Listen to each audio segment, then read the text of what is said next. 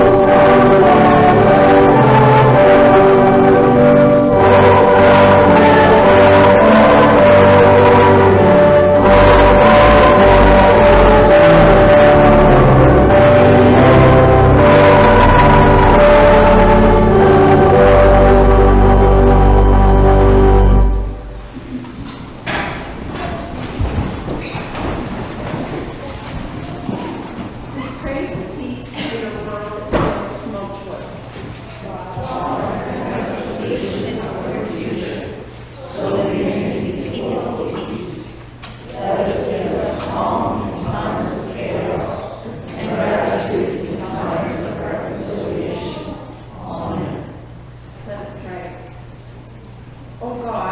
mystery, and powers beyond comprehension, settle us into this time of worship. Remove anxieties that trap our thinking. Let us see abundance where we see only scarcity. Let us know promise where we feel only fear. In this season of hope, give us freedom and release from the weight of guilt and regret. Free us to forgive others, to envision new possibilities in frozen relationships, and to grasp an empty hand in love. Free us from focus on self to fulfill your hope for all people, welcoming the stranger, clothing the naked, feeding the hungry, living the good news in unity. Let us live our salvation this Advent and prepare a way for all to know the peace of your mighty presence. Amen. Praise the Lord for the fulfillment of all your longings. The way of the Lord has been prepared for you. Your sins are forgiven. By the power of God's divine love, the authority of our Savior Jesus Christ, and the generosity of the Holy Spirit, you are made new and promised eternal life. Believe, receive, rejoice. Thanks be to God.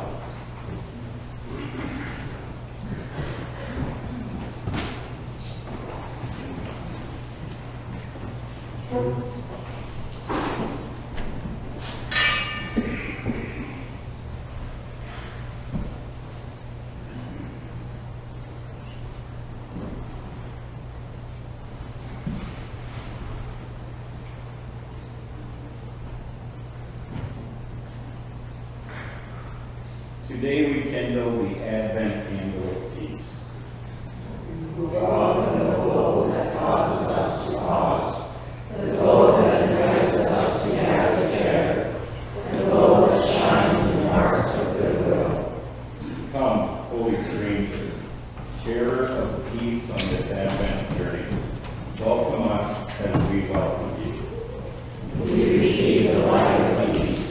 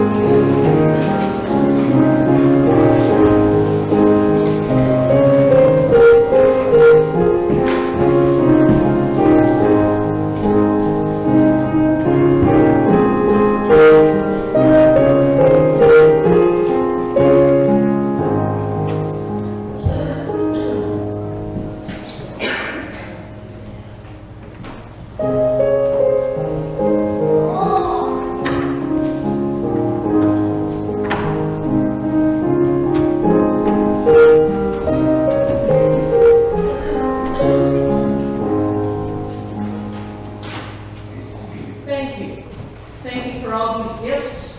There are about 2 baskets downstairs that could not come up here because they are parts of a Christmas dinner for Shelter Lake in Stratford. So those items need to be kept frozen or in the fridge. So thank you from Recess, thank you from Shelter Lake, from TAP, and from Optimism Place for your gifts that help to share that the good news of Christ coming is for everyone.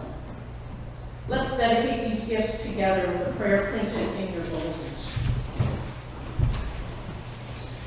Loving God, you bless us each day with good things, and we are most like you when we share and care for one another. Bless these gifts in the joyfulness of Christmas. Amen. Georgia and Mommy to come up and light the Christ candle too.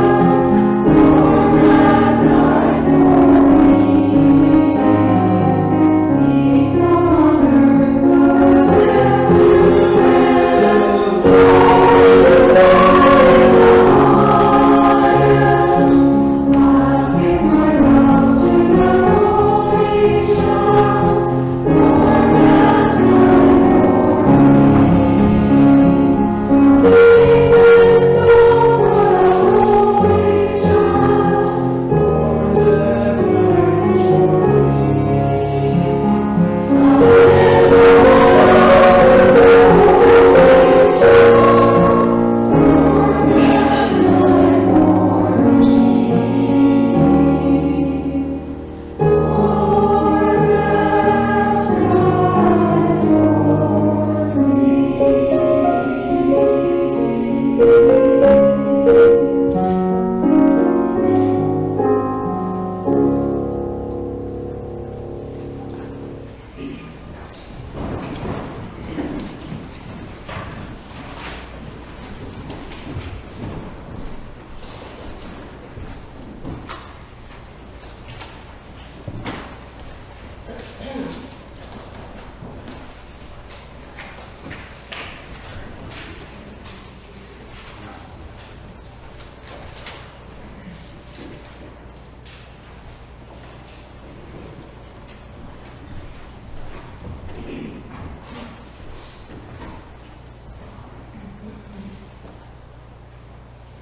prayer of illumination. God, we come this morning in anticipation and hope, waiting for your word to come alive in our hearts, bringing your message of peace and goodwill to all. Amen. The Old Testament lesson for today is found in Exodus 16, verses 13 to 26. And in your Bibles, if you want to follow along, it's on page 70. This is the story of manna raining down from heaven. But there are things in the story that we tend to gloss over. The Israelites had just escaped from Egypt and were now in the wilderness. But after 2 months there, they were hungry. And they began to grumble, saying they wished they were back in Egypt. So Yahweh said that he would rain manna from heaven for them. But he had said earlier in verse 4 that this was going to be a test, that there were certain conditions that they must keep. And these were the first rules that were given to the Israelites, even before the 10 Commandments. So reading from verse 13, in the evening quails came up and covered the camp. And in the morning there was a layer of dew around the camp. When the layer of dew lifted, there on the surface of the wilderness was a fine, flaky substance, as fine as frost on the ground. When the Israelites saw it, they said to one another, "What is it?" For they did not know what it was. Moses said to them, "It is the bread that the Lord has given you to eat. This is what the Lord has commanded. Gather as much of it as each of you needs, an omer to a person according to the number of persons, all providing for those in their own tents."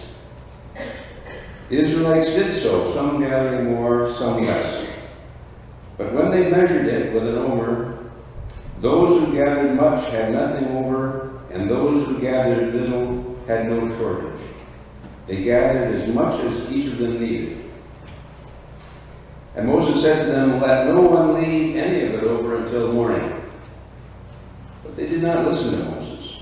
Some left part of it until morning, and it bred worms and became foul. And Moses was angry with them.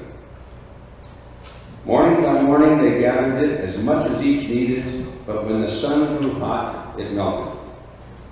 On the 6th day they gathered twice as much food, 2 omers apiece. When all the leaders of the congregation came and told Moses, he said to them, "This is what the Lord has commanded. Tomorrow is a day of solemn rest, a holy Sabbath to the Lord. Bake what you want to bake, and boil what you want to boil. And all that is left over put aside to be kept until morning." So they put it aside until morning, as Moses commanded them. And it did not become foul, and there were no worms in it. Moses said, "Eat it today, for today is a Sabbath to the Lord. Today you will not find it in the field. 6 days you shall gather it, but on the 7th day, which is a Sabbath, there will be none." So the first laws that were given to the Israelites were, take only as much as you need, do not store it up for another day, and take a day to rest, keep the Sabbath. Later on in Leviticus, number 19, it says, "When you reap the harvest of your land, you shall not reap your field to its very border. Neither shall you gather the gleanings after your harvest, and you shall not strip your vineyard bare.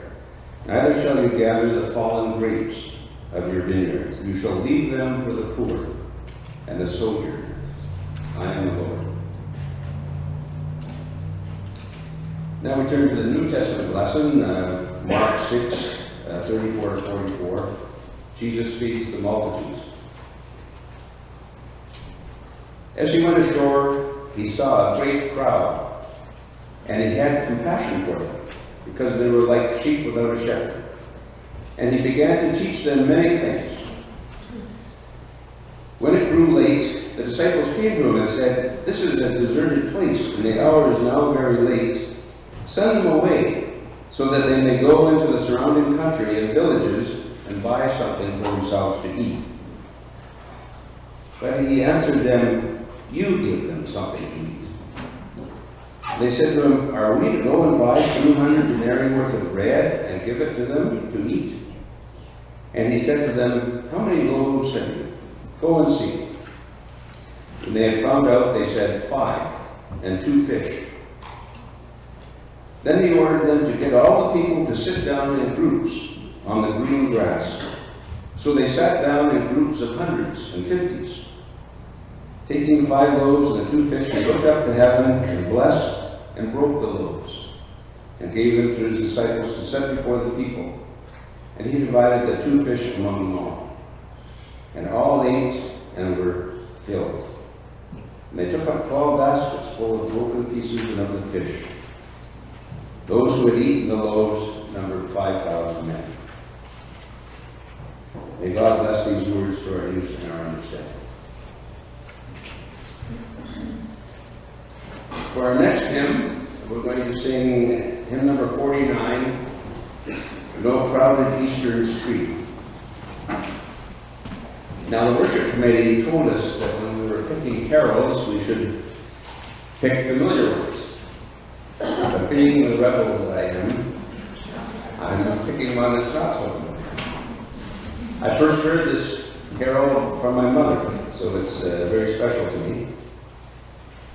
It's a Canadian hymn, and it also reminds me of my prairie roots. So I think it's a hymn that we should know. Bev's going to play the verse, and then the choir is going to sing the first verse, and then the congregation is joining in on verse 1.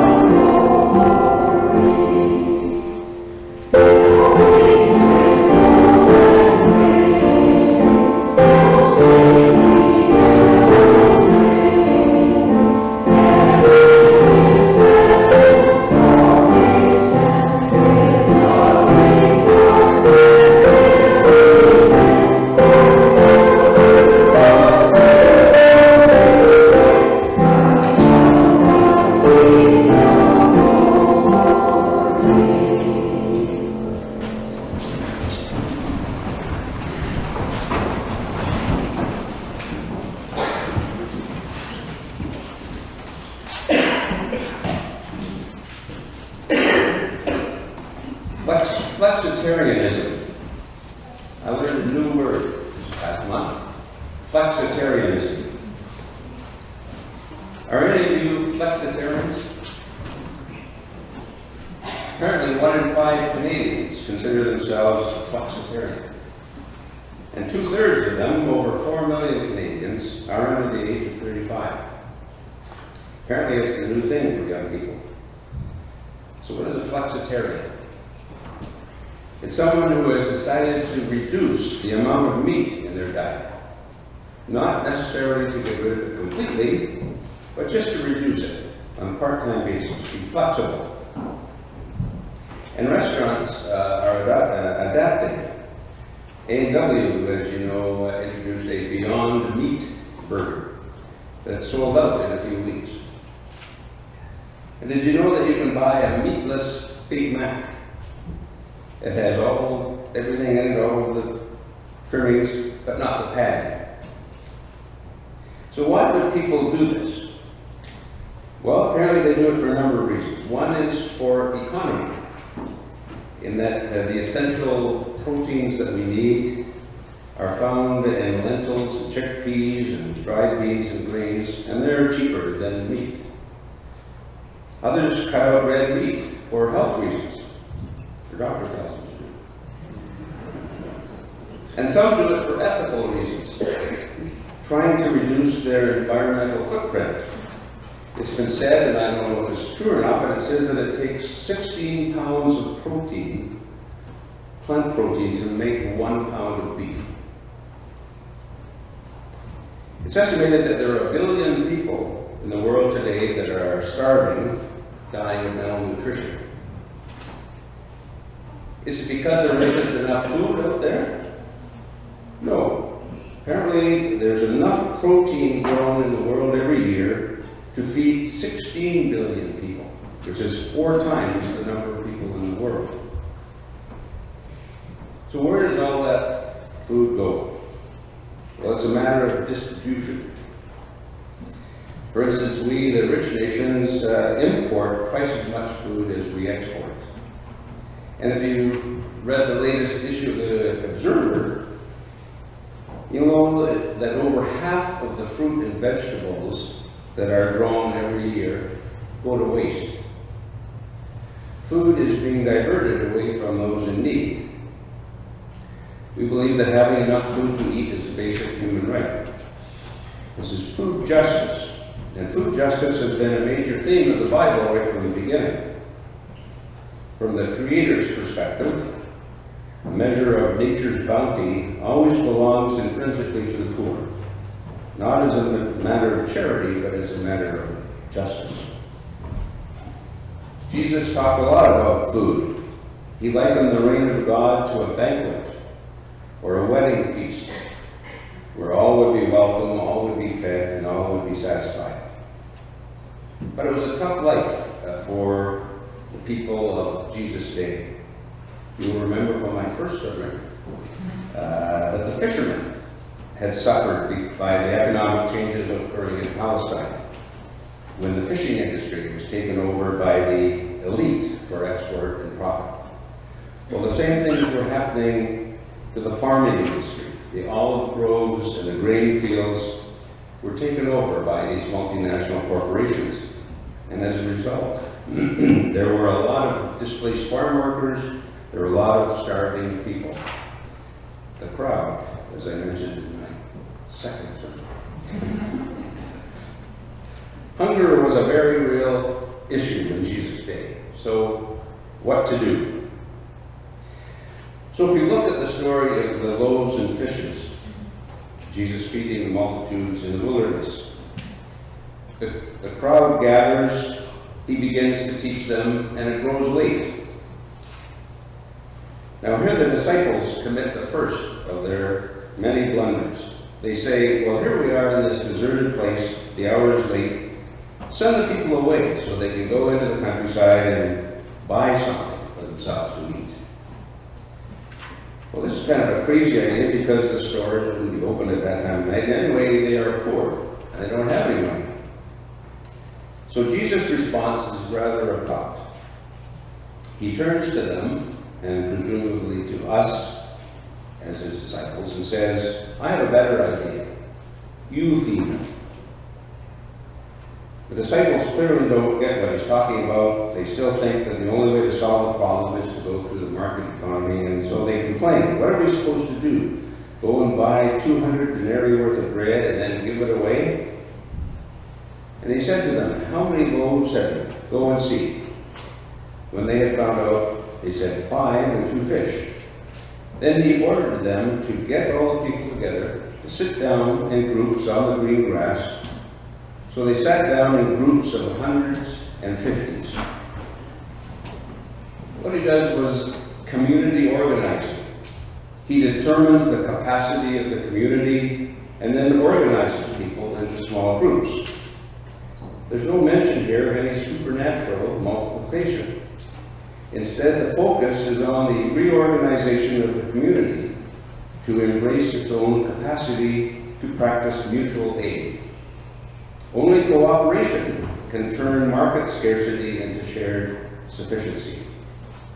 What we are being shown is the miracle of reorganization, in which they determine what they have on hand, they organize themselves, and then they distribute it so everyone has enough. What takes place here is a work of grace and redistribution, not magical multiplication. Jesus blesses, breaks, and distributes. Here we're told that everyone simply had enough. And that is what we are doing here today with our baskets, and exactly what we do with organizations like TAP and the United Way. We decide what is needed in the community, we get together, we organize it, and we give so that everybody has enough. This story has some connections, some similarities to 2 other stories in the Bible. So here's the twist that Carol. One of those stories is earlier, much earlier in the Bible, and another one is later. So I'm going to have you guess which is the earlier story that this story has connections to. Mark gives us some hints. The setting is the wilderness. The plot is bread provided for the hungry crowds. The punchline was enough for everyone. So what story is Mark reminding us of?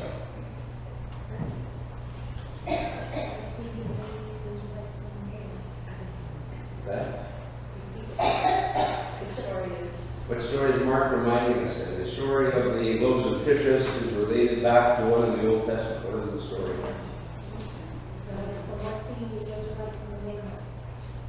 The manna story. That's right. So he's reminding us there are similarities to the manna story. Now, if I had the nerve, I would ask the choir to give us an encore of the anthem that they sang last week. That almost got even the standing ovation. But they wanted double pay, so.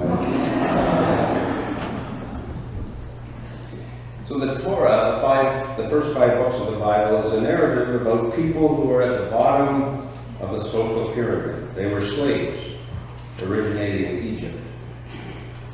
The manna story is an expression of the divine grace of God. God provides for our needs through the creation.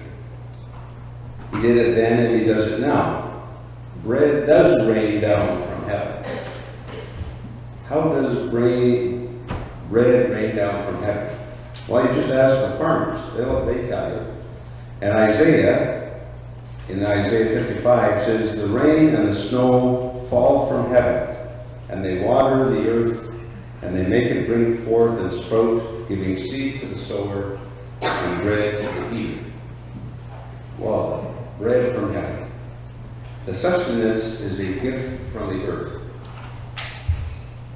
But we've conveniently forgotten that there are some conditions attached to this gift from the earth. Yahweh has a vision that is a little different than the market economy one. The 3 instructions of Exodus 16 are all about economic justice and sustainability. The first one is the gift should be distributed equitably. There must be a guarantee of enough for everybody. It should circulate rather than concentrate, not stored away or wasted, like our fruits and vegetables. And we should keep the Sabbath. We must set limits to our activity. We should give the land a rest, not use up our precious resources. An action that right now is leading to climate catastrophe.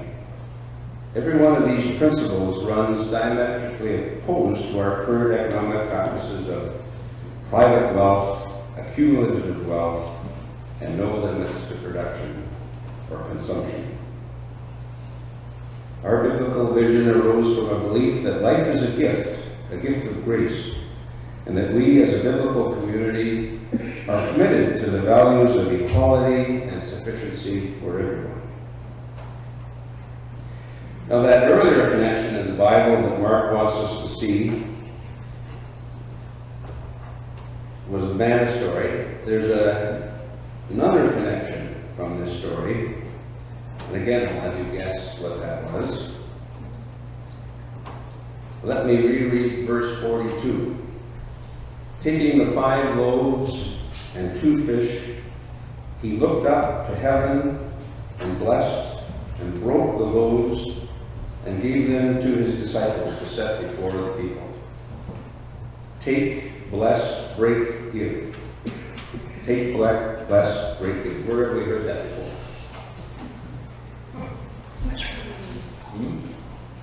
Communion, that's right. When we partake in communion, we are used to seeing it as a foretaste of the passion, suffering, and death on the cross. But what if we also, in the Last Supper, are reminded of when Jesus first used those words, when he was teaching us how to look after the hungry multitudes, teaching us a way to take care of the earth. There's no doubt that Mark wanted us to notice these connections. The question we might ask today, when we do this in memory, what exactly is that we're remembering? Is it only the death of Jesus, or is it not also the life of Jesus, particularly a life that organized itself around the vision of an economics of sharing, enough for everyone? The real worlds of the Hebrew slaves in Egypt and of Jesus in the impoverished masses of Palestine were characterized by widespread hunger and poverty, caused by a system that benefited the elite while disenfranchising the poor. And in our own global economy, that same system is in play today. We need to practice the principles that were first set out in the wilderness in Sinai and shown by Jesus how effective they can be. We must come together as communities, both in our own community and in our global community, to pool our resources and make sure that everyone is taken care of. And an example, again, this is what we're doing. As a final note, I might add that everyone in church today is concerned with the loss of young people in the church. But we all know how interested young people are in ethics, in doing what's right. And that's why a lot of them are exploring these alternate food styles, like flexitarianism. What if we showed them that we too are interested in food justice, that we took food sovereignty seriously, and that it was one of our priorities? Maybe they would find something attractive in the church and come back.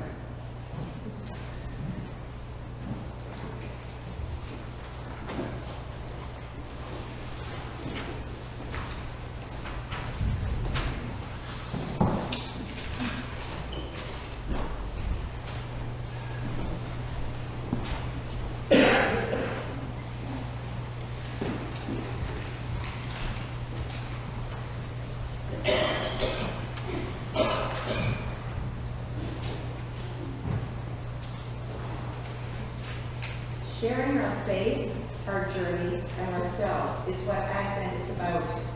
Let us offer up our faith and our hope and ourselves as we give our all.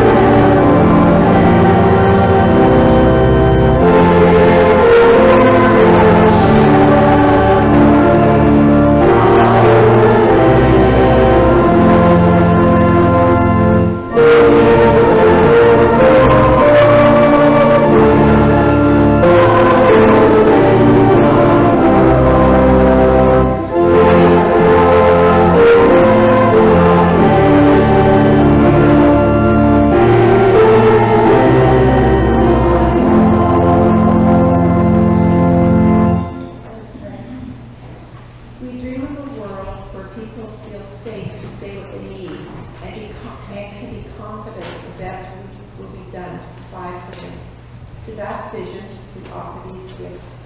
May they be the beginning of hope. Amen.